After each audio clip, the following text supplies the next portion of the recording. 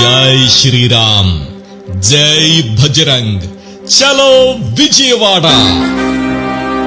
విశ్వ హిందూ పరిషత్ ఆంధ్రప్రదేశ్ శాఖ ఆధ్వర్యంలో 2025 జనవరి 5వ తేదీ మధ్యాహ్నం 12 గంటలకు గన్నవరం విమానాశ్రయం వద్ద కేసరపల్లి విజయవాడలో హైందవ శంఖారావం పేరుతో భారీ బహిరంగ సభను ఏర్పాటు చేయడమైనది.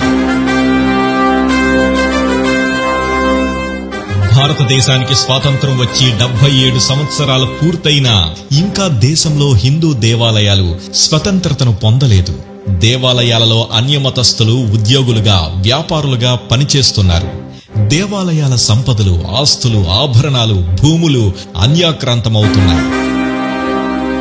దేవాలయాలను రాజకీయ పునరావాస కేంద్రాలుగా, వ్యాపార కేంద్రాలుగా మార్చారు.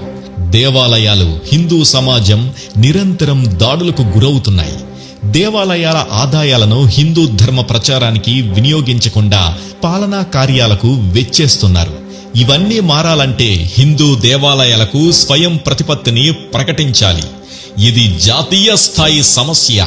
హిందూ దేవాలయాలకు స్వయం ప్రతిపత్తి కల్పిస్తూ ఒక పటిష్టమైన హిందూ ధార్మిక వ్యవస్థను ఏర్పాటు చేసి వాటికి దేవాలయాలు అందించే విధంగా చట్ట సవరణ చేయాలని కేంద్ర, రాష్ట్ర ప్రభుత్వాలను కోరుతూ విశ్వ హిందూ పరిషత్ 2025 జనవరి 5వ తేదీన విజయవాడలో లక్షలాది మందితో హైందవ శంఖారావ సభను నిర్వహిస్తున్నది.